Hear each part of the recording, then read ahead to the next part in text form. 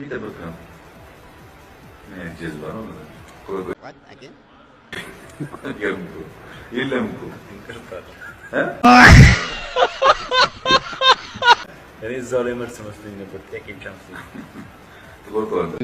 ይሄን በውሃ ብቻ ቀቅለን በልተን ማደር እንችላለን። ትንሽዬ ጨው ጠብ አድርገንበት ሌሎች ደግሞ ነገሮች ጨምረንበት ባቄላ ምናምን ቆንጆ ስታርተር ሊሆን ይችላል። አንዳንዶች እንደ ሜን ኮርስ ይበሉታል። በቀላሉ ለምግብ መዋል የሚችል ነገር ነው። እኛ በምግብ ራሳችን አልቻልንም እንላለን፣ ግን ደግሞ ዘይቱን በጣም በርካታ ሽንኩርት እና ቅቤ ጨማምረን የምንመገበው የምግብ ስርዓታችን በጤናችን ብቻ ሳይሆን ዋጋውን ከፍ አድርጎታል። ይሄን 1 ኪሎ ገዝቶ ሰው 3-4 ሰው ራት ሊበላ ይችላል። ለጤናውም ጥሩ ነው። ውሃ ብቻ ይበቃዋል። ቢበዛ ጨው ይጨምራል። ሌሎች ጋር ተቀላቅሎም ደግሞ በጣም የሚያምር ነው። አቮካዶ ጋር ምናምን ሲጨመር በጣም ጥሩ ምግብ ይሆናል። ከዚህ አንፃር ለሀገር ውስጥም መለመድ ያለበት ነገር ነው። ግን እርሶ እኔን ይወዱኛል? የእርሶ ልጅ መሆኔን ያምናሉ? የእርሶን እኔ አይደለም መላው ህዝብ ሙስሊሙ ይወዱታል። ሼህ ኢብራሂም እኔን ይወዱኛል? እንደ ልጃቸው ያዩኛል? አያዩኝም? ጥያቄ ነው።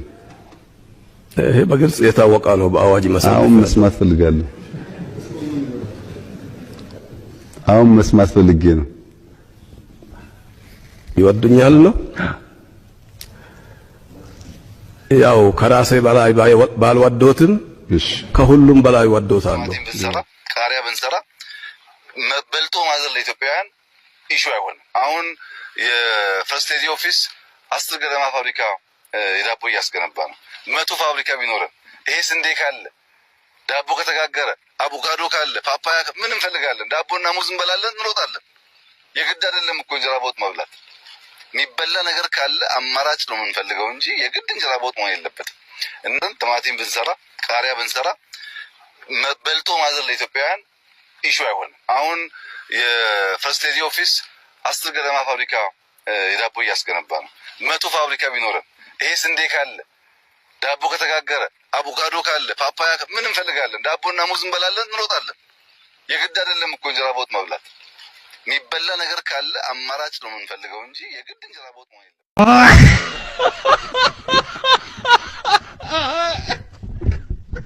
መግደል የሚያስቡ ሰዎች ፈሪ ብቻ ሳይሆን ቅዘናሞች ናቸው። ማን ነው መጀመሪያ ግድያ የጀመረው? ምክንያቱም ሰው መግደል፣ ሰው ኤሊሚኔት ማድረግ ምናልባት ነገ መጥቶ ኮንፍሮንት እንዳያረገኝ የሚል የዛሬ ፍራቻ ብቻ ሳይሆን የሚሻገር ፍራቻም ጭምር ነው።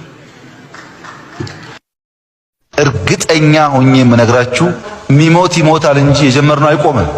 ላይቆም ነገር ማለፍ የማይገባቸውን ሰዎች መስዋዕት እንዲከፍሉ ባናደርግ ጥሩ ነው የሚሆነው። ትገደል መቀበል ነው። ሁሉ ጉድ ከመታሰማኝ ምን አለ ብትወስደኝ። ምንም አይነት ሁኔታ ድል እንደማያደርጉ ያውቃሉ።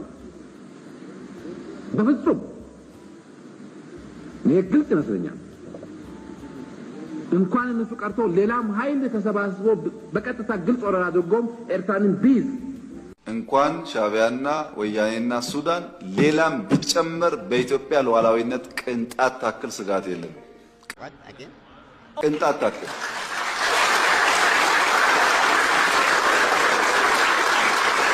ያን ለመከላከል የሚያስችል ብቃት እየገነባን ያለነው። ጊዜው ሲደርስ እንዳስፈላጊነቱ እንገልጻለን። እኛ ስጋት የለብንም።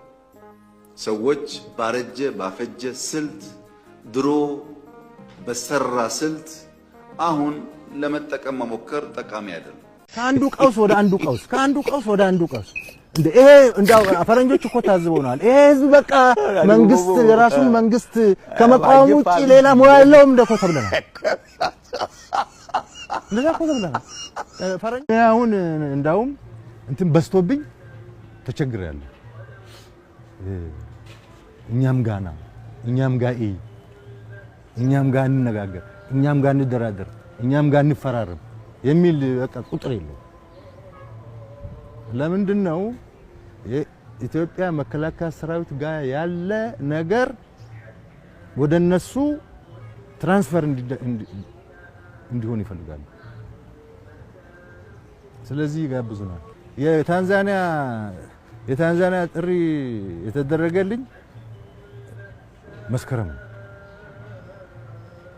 አልችልም እያልኩ እያራዘምኩ ሁለቴ አራዝም ያለው ይመስለኛል። ሁለት ደብዳቤ ጽፈን አራዝመን እና አራዝመን ቆይተን በቀደም ሲመቸን ሄደናል። ከእያንዳንዱ ግጭት ኦፖርቹኒቲ ፈልቀን ማውጣት የሚጠበቅብን እንጂ የመጣን ነገር በመፍራት አይሆንም። ሰላም ሲሆኑም ለነሱ ትርፉ፣ ሲጋጩም ጉዳት ለነሱ። የትኛውም ሀገር ቢሆን በሰላም እንዲኖር ነው የምንፈልገው። ሌላው ሰላም ሲሆን እኛም ሰላም ስለምንሆን